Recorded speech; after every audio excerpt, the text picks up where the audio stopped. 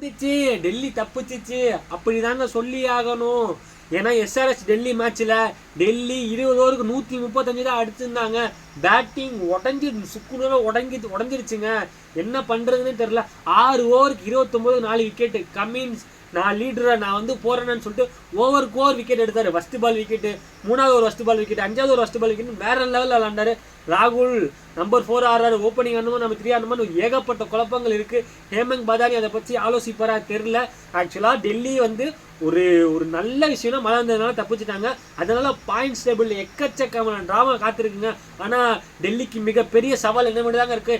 ஏன்னா டாப் 3யோட போட போறாங்க. மும்பையோட, ஜிடியோட, பஞ்சாபோட அடுத்த 3 மேட்ச் இருக்கு. அடுத்த 3 மேட்ச்ல அவங்க 2 மேட்ச் ஜெயிச்சா மட்டும் தான் குவாலிஃபை ஆக முடியும். ஒரு ஐபிஎல் ஃபேன்ஸுக்கு வேற லெவலில் ட்ரீட் இருக்கு. ஏன்னா அப்கமிங் மேட்சஸ் அந்த மாதிரி இருக்கு. எஸ்ஆர்எச் மூட்டையை கட்டி ஆச்சுங்க, வழி இல்லைங்க. எஸ் நல்லா விளாண்டாங்க, நல்லா பர்ஃபார்ம் பண்ணாங்க.